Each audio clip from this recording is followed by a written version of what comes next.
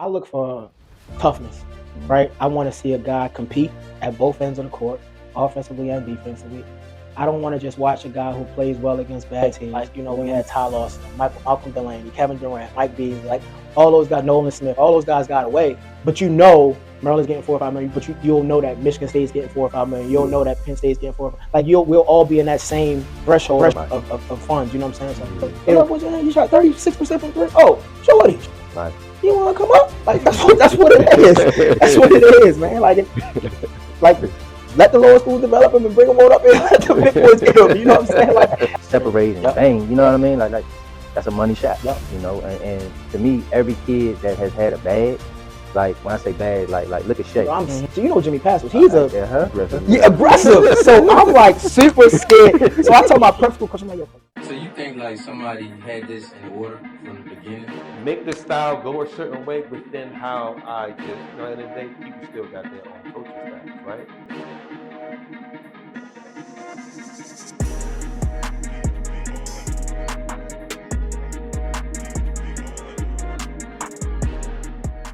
Welcome to Game Related, where we highlight opportunities and obstacles from former athletes with the thought process of giving future generations a better understanding about the game.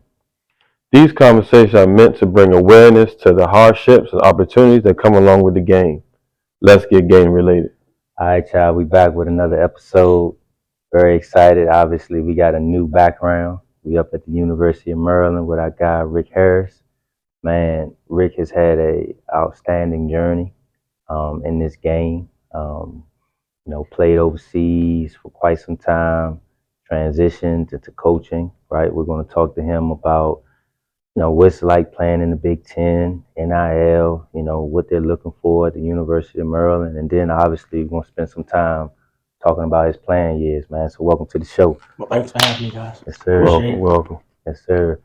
So, man, I want to get right into it, man. Let's do it. Big Ten basketball, right? Y'all got, 6 teams ranked and probably another 2 or 3 that could possibly be ranked. You know what I mean? Talk about what Big Ten basketball is like. There's no nights off. Every night is a gauntlet. Every game is tough, competitive. You look at the league from top to bottom, anybody can beat anybody on any given night, right? And home court advantage in the Big Ten is huge. So that's why I think winning on the road is big for teams. If you're able to go into other teams' venues and come away with the win, that says a lot about who you are as a team. But there's no night off. Every single night is tough. Every single night is a challenge.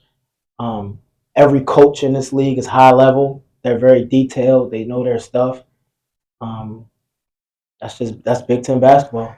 Man, how's that changed now that obviously y'all going to West Coast now, man? Like talk about that grind. Back in the day it was just almost just like East Coast bump, but now you getting them styles from UCLA or USC. Like talk about that a little bit. It's crazy. This year our West Coast swing was Washington and Oregon. Oh wow. So we went out west 2 days. We went out to Washington 2 days before the game. And out there, those 2 places, it's dark, it's gloomy, it's raining, you know what I mean? And our guys were, it was a 3-hour time difference. Like they're 3 hours behind us here. All that was different for those guys. And then we got to the gym, and just that environment in itself was completely different. Like we went in there. Washington's not the best team in the Big Ten if you look at the standings, but they beat us. They came out with a victory. They was well coached, well prepared. The style of play was a little bit different than what we were used to. Because I think over there they're not as physical as we are. So we got over there and we started playing physical basketball with them. 2 of our best players scored 2 fouls early, Jacoby Gillespie and Derrick Queen. And once that happened, it was pretty much a wrap from there. And they had the crowd on their side, momentum on their side. They got us. They got us. Nice, man. I love the versatility, man. I know a lot of people are, was kind of against the merger, but I can see that, forming into new rivalries. I always say it's like the Rose Bowl of basketball now. Yeah. I think it's good also because, like when we were coming up, the goal was to play in the NBA. Yeah. Right. And, some of these guys still have that goal and still desire to play in the NBA. getting used to travel is something that they need to learn and become Mhm. accustomed to, because you spend a lot of time on the road in the NBA. So being able to fly from east to west and play a game at a high level, that takes some mental toughness. Yeah. And you know, I think that's good for these guys. Like it also eliminates complaint. Like, bro, if you really want to do this at a high level, like this is what it takes. Like Mhm. you can't keep making excuses. Like, you know what I'm saying? Get out there and get it done. So I think it's good. You know what I'm saying? It's gonna take some getting used to, obviously, but I think it's good. Man, I love that, man. So man, let's get into just Maryland basketball. Like as a coach, when you're out there recruiting, like what are you looking for from a player? So for me personally, I look for toughness, Mhm. right? I want to see a guy compete at both ends of the court, offensively and defensively. I don't want to just watch a guy who plays well against bad teams, and then when you play against a good team, you shy away from the moment. Like I want guys that's going to embrace the moment, want the challenge. Mhm. Guys that's coachable, Mhm. guys that's respectful. Obviously, listen to their teammates, how they interact with their teammates, how are they on the bench, um, and just straight up dog, man. You know how it was coming up. Like I'm looking for guys that's going to have no fear mentalities, no back down, toughness, grit, compete defensively, take on the challenge of guarding the best player. Like those are the things that I'm looking for, man. And to be quite honest, like I'm not looking for, like, a lot of times, and we have kids too, you know what I'm saying? So my son's 6, you said your son was turning 4 today. Happy birthday to him. But like when our kids come up, obviously, we're going to be there to support them, but we also going to sit back and let them learn for themselves. Like sometimes you get those parents that's overbearing and like like as a college coach, you don't want to deal with that. You Yeah. know what I'm saying? You don't want to deal with those parents that's like, got all the answers. Like allow us to coach your kid, or allow the AAU coach to coach your kid and help him get to where it is you want him to go. You know what I'm saying? Like, Mhm. so I don't want to deal with that as a coach. So when I see that on the sidelines, or if I see a parent that's a little bit, too, like pushy or too demanding, not just on the player, but like, yo, these coaches don't know, but like I kind of back up from that. You know what I mean? Yeah. Yeah. Now I feel that because I think as a parent, like your job is to mold them, but eventually, like you gotta take a step back and trust what you gave them. Exactly. You know what I mean? Exactly. It's a tough It's line. a tough line, no, for sure. Don't get me wrong. Like I'm trust me, bro. I'm gonna be the loudest person in the gym when my son's playing. You know what I mean? Because I want him to know that I support him. Yeah. But also, he has a coach over there. He Yeah. has people that I'm not gonna put him in a position where I don't think that person has his best interest at Yeah. heart. You know what I'm saying? So I'm going to allow them to do their job and not make them feel like I know more than they know. You know what I'm saying? I might do, but I don't want them to feel that. Like, yo, do your thing, coach my kid, and right or wrong, indifferent, discipline him when he's wrong and uplift him when he's right. You know what I'm saying? So a lot of times in this game we get those parents that's just like, too demanding, and it's like Yeah. that can kind of make a coach or a person, back up a little bit. Mhm. And I've seen it happen. I've seen a kid that's really talented, but a school didn't want to recruit him because they didn't want to deal with the parent. You know what I'm saying? Like, but for me, like when it comes to that, that's not the end all be all. Like, you know what I'm saying? You're gonna have to deal with that sometimes. But for me, it's all about the toughness, the way the kid competes, how he approaches the game. That's important for me. Um, that's pretty much it. So what would you say is like for them, like Coach Rick, I'm gonna trust you with my son. Like what should they expect from you? For me, oh man, I'm big on family. Mhm. And so if you trust me with your child, I'm gonna treat him like he's my own. You know what I'm saying? Like I just said, I'm gonna uplift him when he does right, and I'm gonna discipline him when he does wrong. And when I say discipline him, I'm not going rah, rah, rah, you know what I'm saying? But at the end of the day, we need to help these young men become men, Yeah. right? And how can I help them become men? Because in most situations, we've experienced what they're going through now. Mhm. You know what I'm saying? So I can give them some education on how it was when I went through that, or whatever it was, whatever the case may be. But other than that, man, it's just for me. I want them to feel comfortable. I want them to feel safe. I want them to know that if they're not around, I'm one phone call away. You know what I'm saying, and I can be there for, like, whether a kid got to be at the hospital, whatever. You know what I'm saying? Like, Mhm. I'm there for you, and you can trust me with whatever it is whatever the situation is with your child. Yep. I love that, man.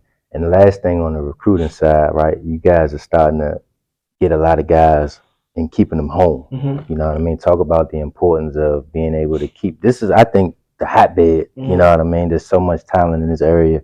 How do you? What's the importance of keeping everybody home? I mean, you said it, bro. Like, it don't get no better than DMV basketball, Baltimore, DC, Virginia. Like, it doesn't get no better than this area. You know what I mean? So if you got talent here, you want to keep it here.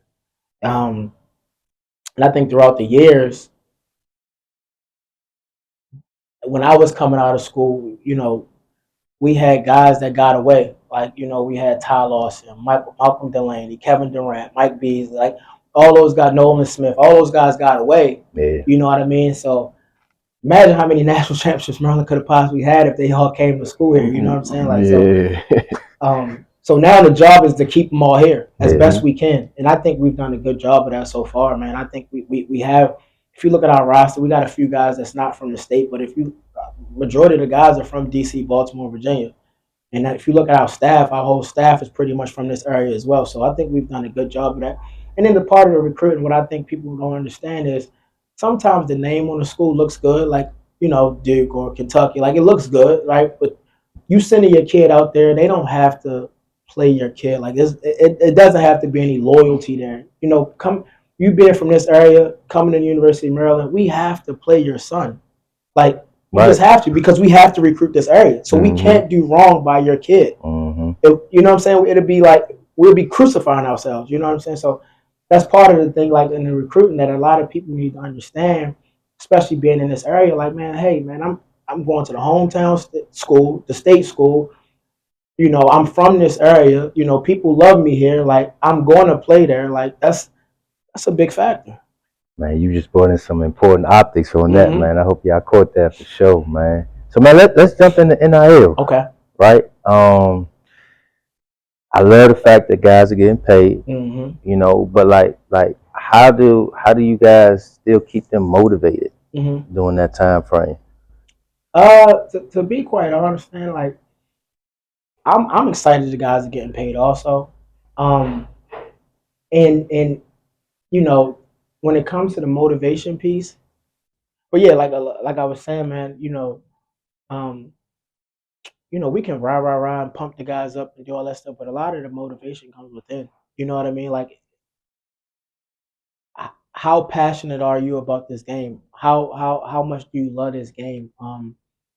Do you love it enough to not want to go out there and get embarrassed, or do you just love it enough to make a check and go on about your business every day? Like, so we can do our parts from a motivational standpoint and get the guys prepared and get them going. And I think a lot of it comes within, like, some self motivation. Yeah. Talk about I think Maryland, they have a collective. I don't know what that number is, but like, there's a big difference between NIL and collective. Could you explain that?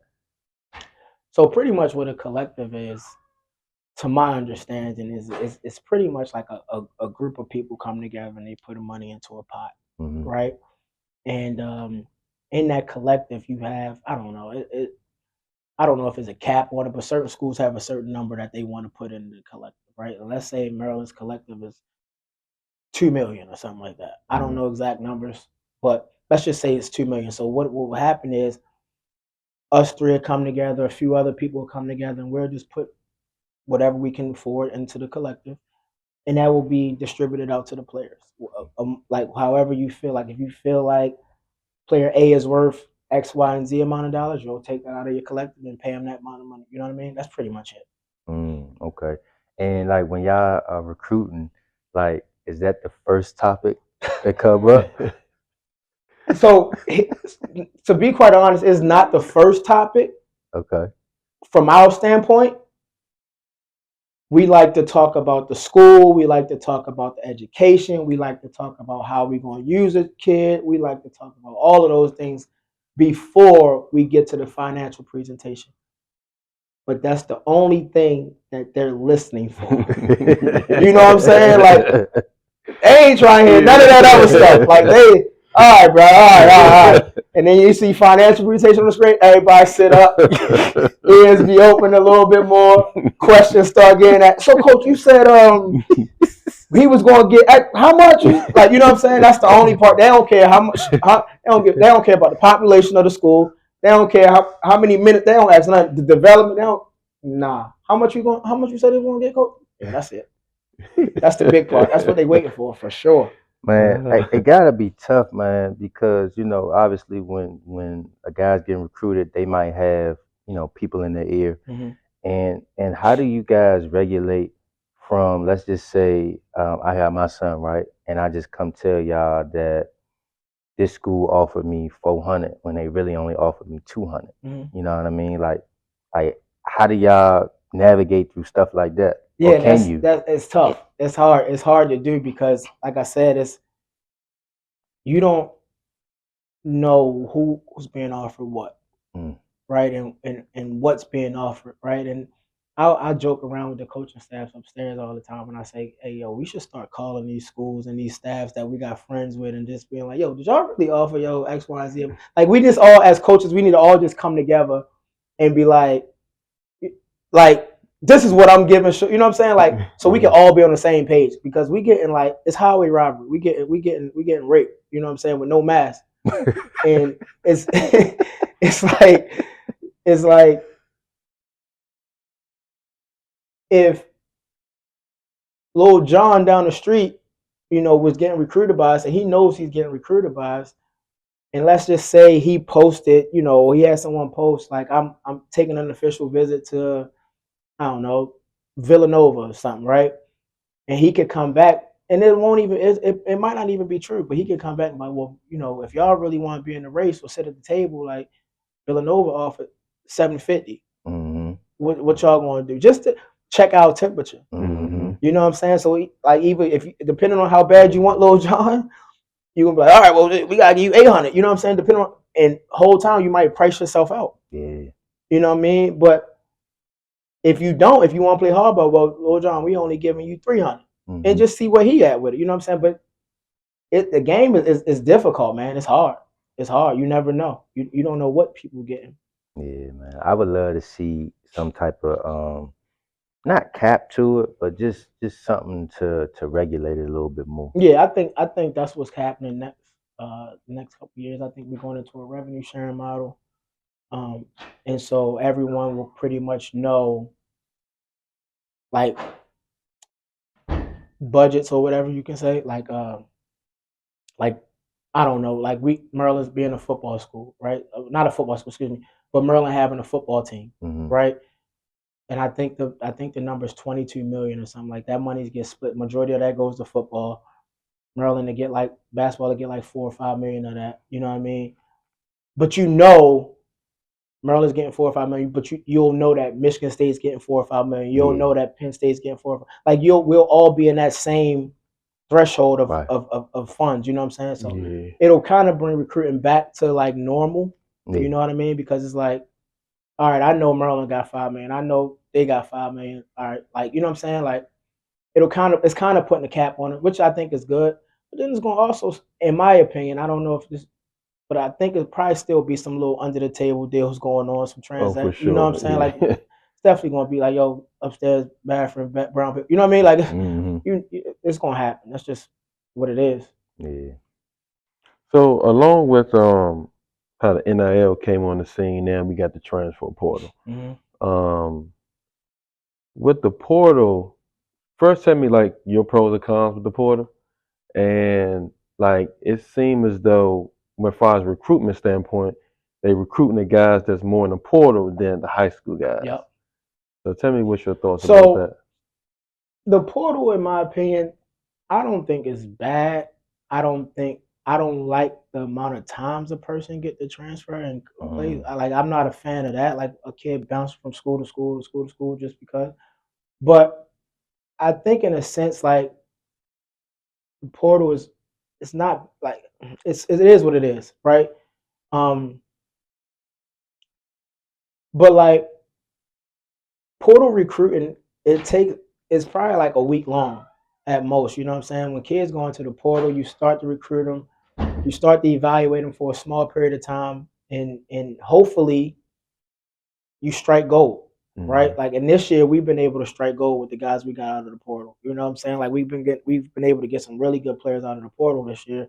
So like a few years ago, Miami was able to get a few guys really good. They went to the Yeah. Final Four, but they've been struggling ever since. You know what I mean? Like, so like you really got to evaluate the best you can when it comes to the portal. But as far as like the high school piece, I just personally feel like if you're not, and I mean this with the most respect ever to the young fellas out there, but like if you're not one of those guys in high school, like if you're not a McDonald's All American or like you're right like a top 100, top 50 recruit, I think it's best for you to focus on going to a lower level school and transferring up. You give Mm, yourself a better chance to reap the benefits of NIL, mm, right? As opposed to coming to a high major school and going down, right? And mm, not coming here and not playing. So if I were a youngin in the game and I wanted, obviously I had aspirations and goals of playing at the highest level, but I'm not being recruited by the highest level, I would start. I would go to a lower level school, play, get my numbers, and then come up. And also, it's kind of like, why would I take a high school kid? And this is no offense to the youngins again. Why would I take a high school kid for 300,000-400,000? That's not really that guy when I can go get a kid that averaged 18, 17, 15 points at an Atlanta 10 school already in college that did it mm-hmm. and bring him here and hope that he's good enough to play. You know what I'm saying? Mm-hmm. Like I like my chances with a kid that already's done it Yeah. as opposed to a kid that's never done it yet. You know Yeah. what I'm saying? I think that's pretty much what it is, man. No, that's facts. I think I'm laughing because I'm thinking about when this air, right? Some small school gonna be like, yeah, good job, Rick, right? And then they're gonna be like, damn, Rick, you gonna take my Yeah, but no, it's like a farm system. right, You know what I'm right, saying? Like right. it's like a farm system, bro. Like Yeah, it's like, you know what I'm saying? Like you go to, I played at UMass, right. right? You go to a UMass for a year. If you one of these youngers that went to Gonzaga or you went to PVI or you went to Calvert Mm-hmm. Hall, Mm-hmm. you go to UMass for a year, turn it up, average 12, 13, 11 points a game. That's facts. You think we ain't seeing that? Oh, we averaged 11 points a game. You shot 36% from three. Oh, shorty, Right. you want to come up? Like that's what it is. That's what it is, man. Like let the lower schools develop them and bring them on up here. Let the big boys get them. You know what I'm saying? Like that's how it go. That's what's happening, man. Hey, that's the truth right That's what's there. Yeah, that's the happening. truth. So even with the portal, what's something kind of just with the portal that a player or I mean you might have kind of talked about that, but a player or a parent just wouldn't really just understand. With the portal, I don't know. That's a good question. That's a good question. I But I guess. think Go ahead. yeah, and I was up thinking that was as I mean before I asked, I was thinking that was something that they wouldn't know that that gem you What I just just gave said, them, yeah, just yeah. saying like, hey, you know, go to Well, that mid major and play good and hone into your skills and kind of mature in your yeah, game, well, and then because a lot of people want to jump off and start off at this level because they know about the money that's being given, Mm-hmm. right? So it's like I'm going to get the dollar, which is what DC was talking about upstairs. Like, why would you come get the money or chase the money, right? Mm-hmm. When you know you possibly won't play Yeah. But they just chasing the bag. because you're just Mm-hmm. chasing the bag. So you come in Mm-hmm. here for a year to sit down Mm-hmm. and not play. Yeah. It makes no sense. You know, another thing on the transfer portal, and this probably don't really happen at y'all level, but like there's more kids that enter that don't end up getting picked up. You know what I mean? But at y'all level, everybody get picked up. You Mm-hmm. know what I mean? But there's a certain amount that will come in that joint looking for something, and they not getting what they want to go. Yeah, so that's funny you say that. A lot of kids they'll be like, man, I'm going in the portal. Sometimes you end up you stay in that portal. You don't come out that portal. And I've seen that happen, bro. I've seen that happen where a kid was like, wasn't happy with their situation wherever they were at, you know, and jumped in the portal thinking that, grass was green on the other side or something. It got stuck in there. You know what I'm saying?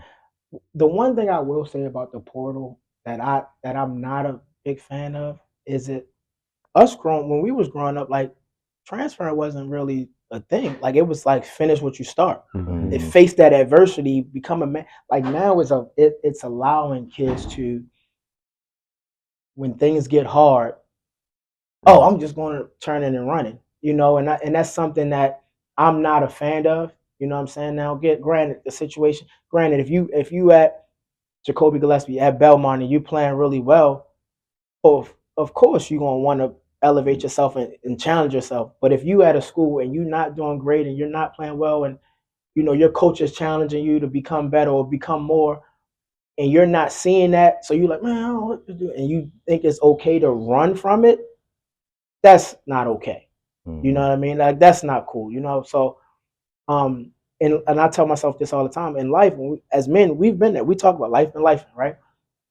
You gonna have to face them problems, no matter what happen. Like you're going to have to. You might can turn a page for a couple, but that problem's gonna still be there. You can't run from it. Facts. You know what I'm saying? So that's the one thing about the portal that's allowed these kids to run, from challenges.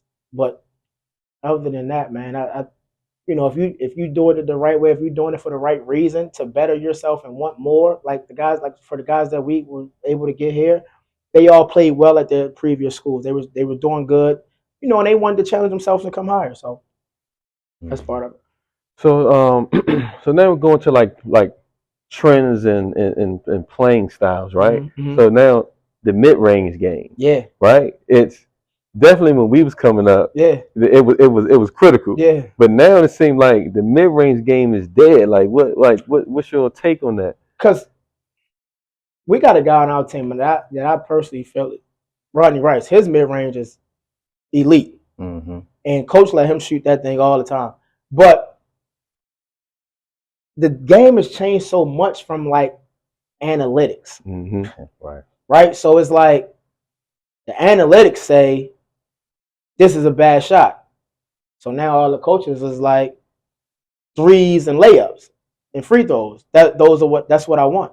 You know what I mean? So I think that's, bro. If I'm blessed to become a head coach, if you can score that thing, score that thing. Mid range, three, layup, get a bucket, right? But I think these people that have started, sitting behind these computers, coming up with all these numbers and analytics and stuff like that, it's kind of like, I ain't gonna say messed up the game, but it's kind of like changed the way people think about the game. You know what I'm saying? So I think that's all that is.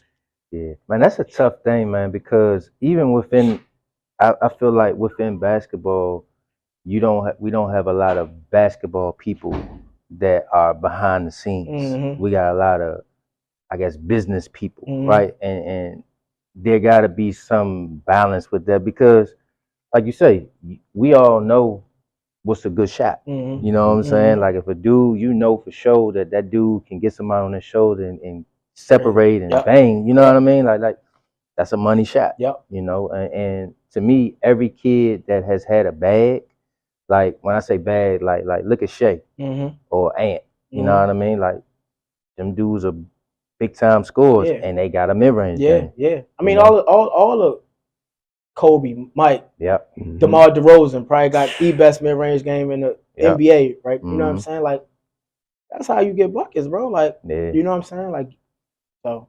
And then like another trend now, like the role of the big man, right?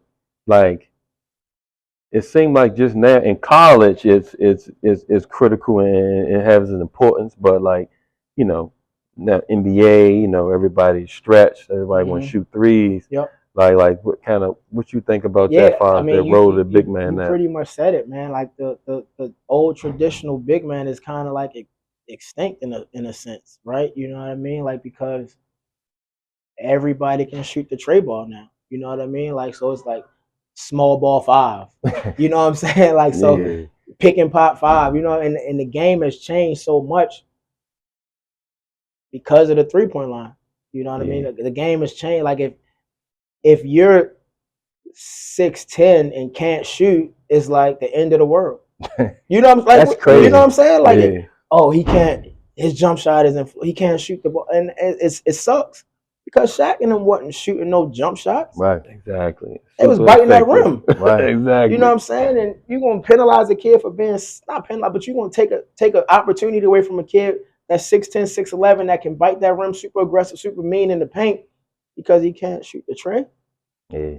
I feel like at some point it's gonna come back. It always come back. Everything always come back. It always At some repeats point, itself. it's gonna be But that one player that. Oh, for sure. But I think that's just a part of the analytical stuff. You know what I'm saying? Like Steph changed our game. Yeah. You know what I'm saying? With the way he been able to shoot the ball. Like, and everybody was trying to catch up with him in Golden State. You know what I mean? Like, well, I mean, it is what it is now. You know what I'm saying? Like, so you got you see the 6-footers and 6'10s and 7-footers out there shooting treys. And back in the day when we was coming up, it's like, yo, get your big ass inside. Like, what you doing, man?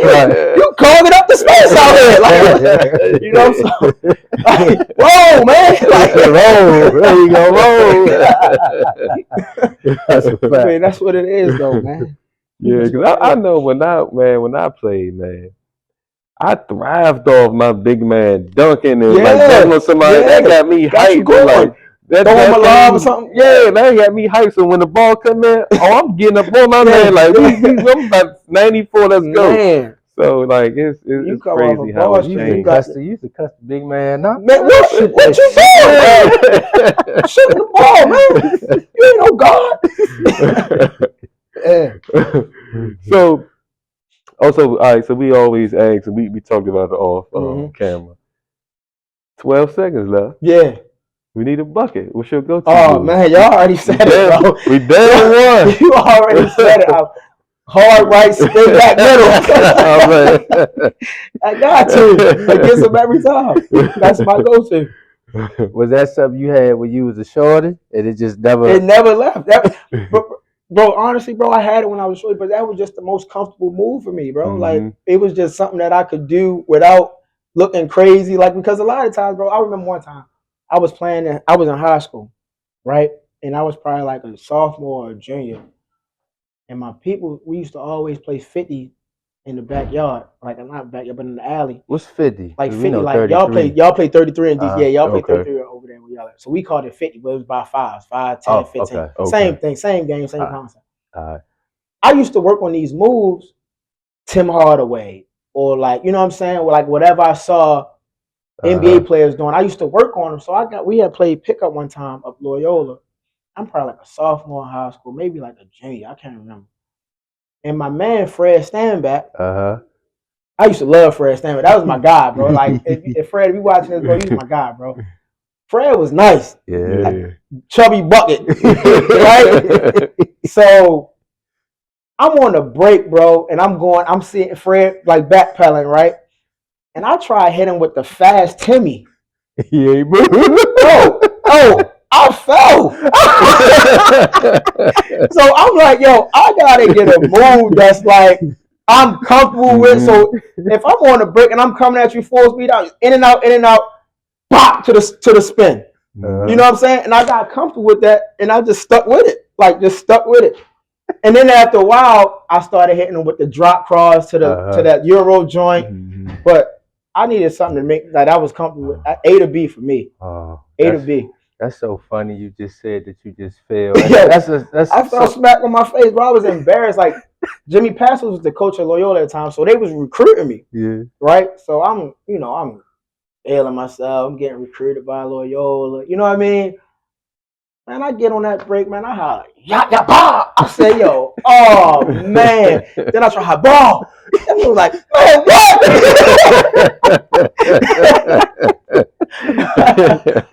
man, that was the days, but yeah, I had to keep it simple, baby. That's funny, man. So let's go back to your player days, man. Like, what made you choose UMass? Yeah, so it's funny, bro, because back to Loyola, I committed to Loyola.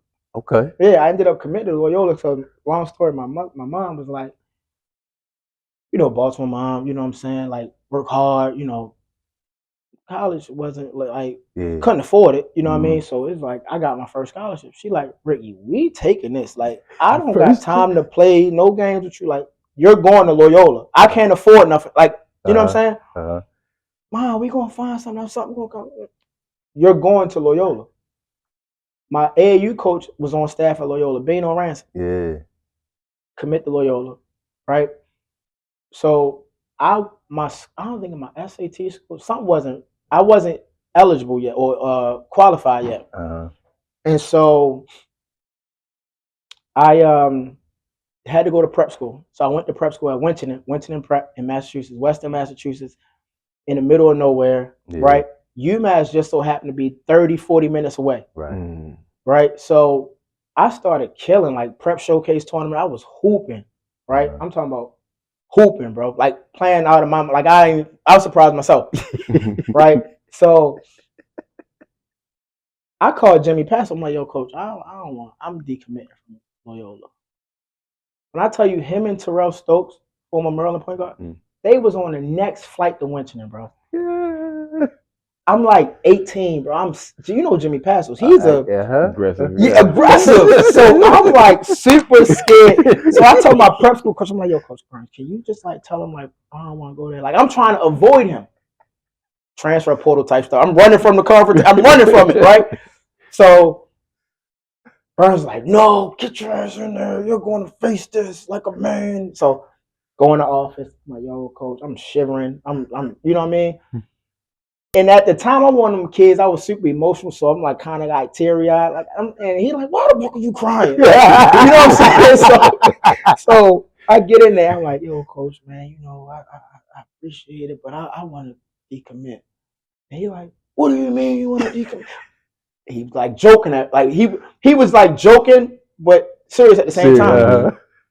So then that conversation keeps going. He like, you know what, Ricky, you got my blessing, bro. Like, you know, I appreciate you for even considering me at Loyola. Like, you know what I'm saying? And I'm not going to ever stop you from, shout out to Jimmy Patsos. Jimmy, I appreciate that, man. And until this day, he's still a good person in my life. He still helps me tremendously with everything. Whether it's Maryland basketball, whatever it is. Yeah. So shout out to Jimmy Patsos. But he was like, yo, you got my blessing, bro. Like, go be great. Yeah. And he cheered for me, he rooted for me. It wasn't no ill will, no love lost, none of that stuff. So I appreciate him for allowing me that. But I was playing well in that national prep showcase tournament, man. And I started getting like St. John's and Purdue and Virginia Tech, like George Mason. Like I started getting schools that I never even like thought of, you know what I mean? And so since UMass was so close, I would go up there every weekend just to get away from the prep school. Right. And so I started to form a real relationship with those guys on that team and that staff. And I was like, man, I'm coming to UMass. It's lit. So that's how we ended up at UMass. Nice, man. Pretty much. And obviously, it clearly worked out. It worked out. It did. Know, Definitely third worked out. time leading score. Is it still third? Third, yeah. Okay. I don't think nobody gonna break that. I don't think nobody break. Hall of Fame should. No, UMass. What's up, bro? What we waiting on? Put me in the Hall of Fame, please. Yeah. But I don't think nobody gonna break that just off the strength of the transfer portal. Ain't nobody stayed at school for 4 years or more. Or at least at one school for 4 years. You know what I mean? Like, so I think that record pretty safe for now. And man, talk about what obviously clicked for you once you got there, man. Because obviously you were consistent, like top to bottom. Yeah. You know what I mean? So my freshman year, man, I had a really good team. We had a really, really good team, man. And I had good guys around me, good seniors. I had Gary Forbes. I had James Life. I had Stephon Lasby, Rayshawn. Like all those guys went on to play at the high level. That really set the table in the standard of what it looked like, how hard I had to work. So that summer going into my sophomore year, I didn't come back to Baltimore. I stayed at UMass the whole time. And I called Fred chubby, but I was a little chubby bubby too when I first got to UMass. You know what I mean? Like, so I stayed there that whole summer going into my sophomore year, and I got my body in shape. Yeah. I got in great shape. Like, I disciplined myself because, like I said, bro, Western Massachusetts is literally nothing out there. Right. Like, Amherst is a good town when school's in session, but when there's no school in session, it's awful. Right. So I was up there the whole summer, disciplining myself, like avoiding temptation. And, you know, I stayed in the gym, lived in the gym, and it just clicked. You know what I mean? And then the guy that recruited me there, Adam Ginsberg, he was like, yo, bro, I recruited you here. Like, don't make me look crazy. Like that's pretty much what it was. Like, yo, I'm fighting for you in these meetings. Like, you need to pick your stuff up. Like, and that's pretty much what I did. Man, that's a beautiful thing to get your coach to put that battery in Yeah, your back. When yeah. he talk to you like that, it's like, I gotta go. Real talk. Yep. Mm-hmm. Yep. Yeah.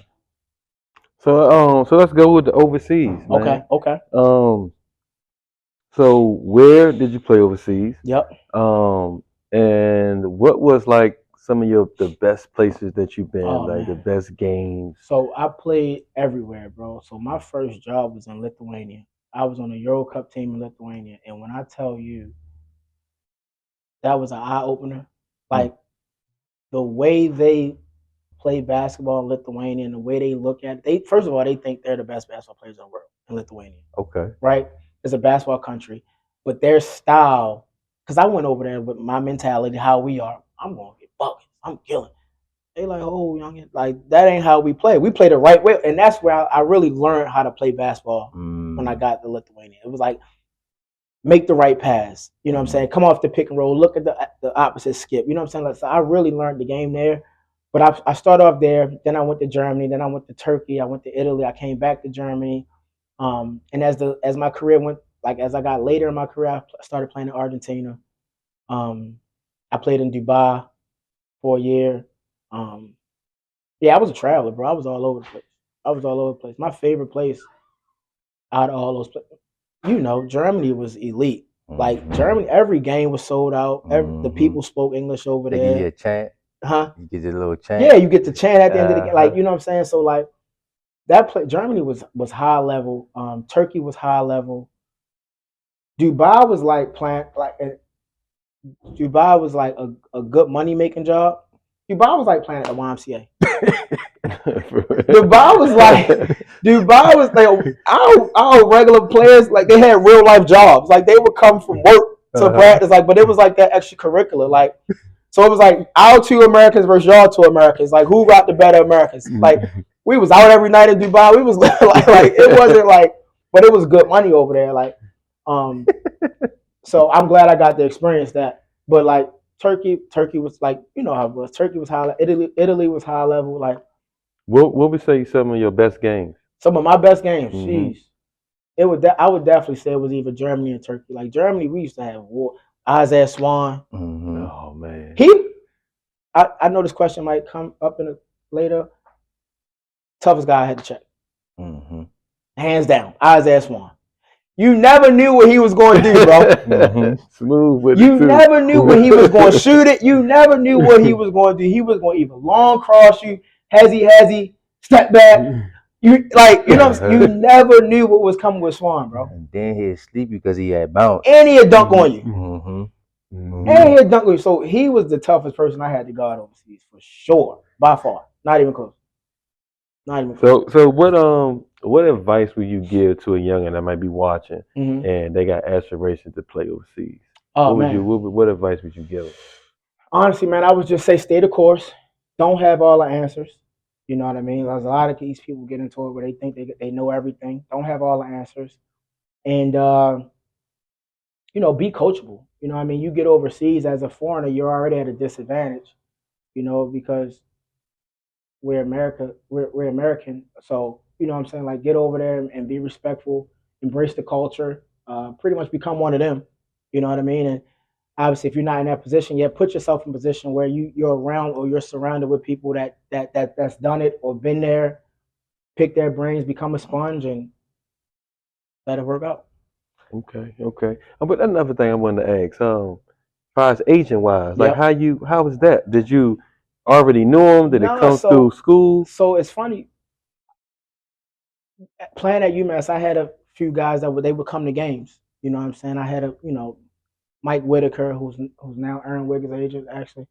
He was recruiting me. I had a Sam Porter. I had a few guys that were recruiting me throughout the process. And I let my mom and them deal with that. You know what I'm saying? So at the end of when I graduated college, when I was done with college, because at that time you couldn't talk to agents. It was like a rule or something. We just, sat down at the table and figured out who we wanted to go with. That was pretty much it. Okay. Yeah, and saw what players they had, where they put them, where they placed them that was similar to, me, and went with the best guy we thought. could help me. Nice, man. So let's switch back over to coaching. Yep. You know what I mean? Like we didn't talked about like the recruiting, the NIL, but like as a coach, you know what I mean? Talk about what have you learned being a coach at UMass and at Maryland. Man, so I had some really good guys. So my first year at UMass, I was with Matt McCall. Mm-hmm. He ended up getting let go um, after that season, and then my second year, I came under. They kept me obviously because I played there. It was my Yeah. first year. They showed me love, so they kept me on staff. I was with Frank Martin, Mm-hmm. and now I'm with Coach Willard. And so, to be quite honest, like I just said to the young fellas, I'm a sponge. You know Mm-hmm. what I mean? And I don't have all the answers. I don't know everything. I've been able to learn so much from all three of those guys. Like Matt was a guru with the clipboard. Like he Mm-hmm. could draw up a play with no problem at all. Frank is great at handling people. Like Mm-hmm. I you guys see Coach Martin screaming at people and yelling at people. Like Frank's probably the nicest person and has the most like he has a genuine heart, bro. Like he's a pure. Yeah. His soul is real. Like he's loyal. He's honest. Like you know what I'm saying. And I've learned that from him. Like no matter what the situation is, always be honest with whoever it is. Don't Mm-hmm. lie to nobody. Don't lie to no kid. Like and he's shown. I respect Frank Martin a lot, man. Like with the utmost. And then Coach Willard, man, he's basketball through and through. Yeah. Like I don't think he has a conversation outside of basketball. Like I don't think all he talks is hoop. You know what I'm saying? And he's another one that's really good on that clipboard. But the way he sees the game, like from a strategy standpoint, Mm-hmm. like prime example, we'll be going over whoever we're going over. Let's say we're playing Michigan State, and he'll see a play on the screen. It'll take me probably I'll have to rewind it probably 5, 10 times before I really see what's going on. He'll see it and be like, got it. And Mm-hmm. then he'll know how he wants to guard it just like that. And I don't know if that comes from the experience or the time that he's been in this business, Yeah. but I haven't seen anything like that, bro. It's like switch the back string, pick and roll ball, switch. You know what I'm saying? Like blow it up. You know, and it like insane. So all three of those guys, if I'm blessed with the opportunity to become a head coach, I'm going to implement all of their styles and how I, coach my team for sure. Nah, man, that's what's up, man. What would you give advice to, you got guys in AAU, you got high school coaches, guys that want to get into the college game. Yep. Like how would you help them navigate to get in that position? Yo, just honestly, man, I would say build genuine relationships. Like stay in touch with whoever it is, like whether you a college coach that you played for that's still in the business, a college coach that you might know from helping a recruit get there. Like build genuine relationships. I would say communicate. Yo, coach, just checking in. How love what you guys did last night. You know what I'm saying? And be open and honest. Let them know because if you don't tell me that you're looking to get in, I won't assume that you are. So, yo, coach, I appreciate you. Just wanted to run something past you. You're looking to get into the business. Got any advice? Got any ideas for me? How can I get in? And now they know that you want to get in. So when you have those genuine relationships and those honest conversations, and when a position or opportunity presents itself, they're thinking about you. Mm-hmm. You know what I'm saying? And stay on their phone. Obviously don't be annoying, but genuinely check in and see how they're doing. And, the rest of it, you know what I'm saying? It is what it is after that. So, everybody want to be successful, right? Everybody trying to get to that highest level. But a lot of times it's hard to maintain the success. So what advice would you want to give to, a player that's have success early or just having success, period, but just how to maintain it? Man, honestly, bro, I would just say keep the main thing the main thing. And I've always told myself, I got this from a good friend of mine in Baltimore. Love yourself enough to discipline yourself. Mm. Right? So if you're having some success, don't stay humble. You know what I mean? Remain humble and limit those distractions. Sometimes you gotta say no. Like, you know what I mean? That's pretty much it. I love what you just said. No is real powerful, and also, if you love yourself enough, oh, that Yeah. I'm gonna take that. I think I always look at little things that I'm gonna tell my kids. Mhm. That's definitely one I'm gonna add to Yep. Yep. it. Yeah. All right, man. So we down to the end, man. We got this little game we play Okay. Here called we Either go. Or. And you throw me that real quick. So, all right, cool. So you either answer the question. If you say both, then we all gonna take a hit of the ginger. All right. All right. All right. So we're gonna start off. We're gonna go Maryland or UMass.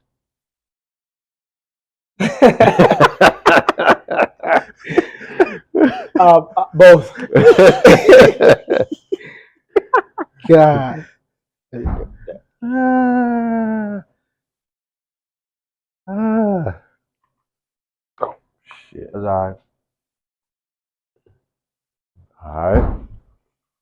Okay. Man, that was pretty quick. Mm-hmm. Okay. Let's go.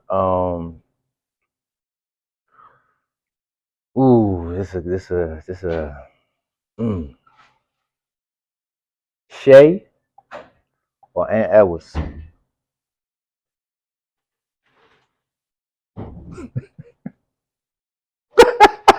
Nah. That's tough, dog.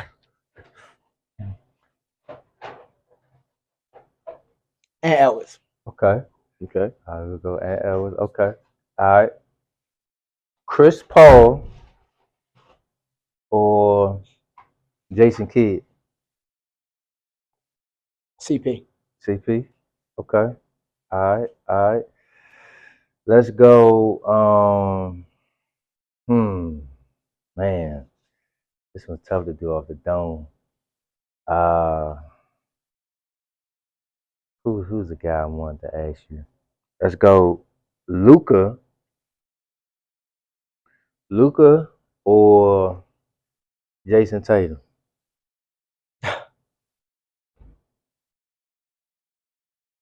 JT. Okay. Okay. Okay. All right. All right. Okay. Ray Allen or Dwayne Wade. Both. I'm a fan of Ray. I like both of them. Okay. Yeah, I like both of them. Yeah. Nah, Ray.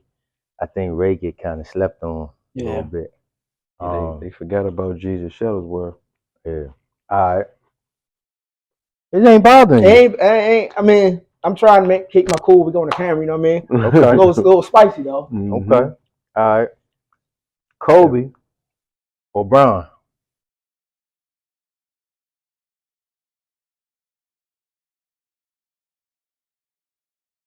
I'm gonna go Bron, bro. Rest in peace, Kobe. But Okay. I'm gonna go Bron. All right. Playing or coaching? Playing. That was easy, huh? I miss playing. I Okay. miss playing. Okay. I feel like I Cause got. these guys, man, they be wanting me to get like the juices be flowing. They about to make you lace them Man, up. what all the time. But actually both. I enjoy both. I do. I ain't gonna hold you. But yeah, you know what's up. Mhm. You gotta tell them go look at them clips. Yeah. Man. All right. What's the Brunson League? You ever come down Berry Farm? Yeah. Brunson League They or both Berry real deal. Farms? They both real deal. Both. You remember Terrell Brandon? Of course. Okay. Terrell Brandon or Troy Hudson. And bring it back. Minnesota Timberwolves, Terrell Brandon. Okay. Damn, I'm sweating a little bit. Okay. Like I got two more. We're gonna go shoot. What's my man name? Rennie, what's my man name, dog? Shit. It's not popping up in my head right now. Guard from back in the day. Where you from? Mm. Marcus Hatton? Nah. I wasn't gonna give you Marcus Hatton. Shit. Shoot. I done messed this one up, dog. All right, I got one for you. Talk to me. Ant Cowan or Jameer Young.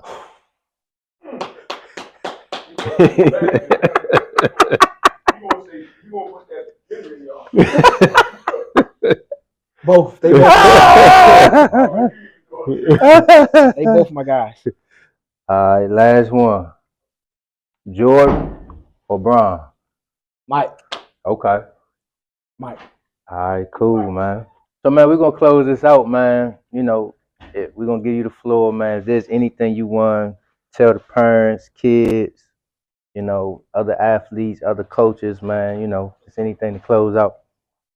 Nah, man. I first of all, I appreciate you guys for having me and inviting me on your platform. That's big time.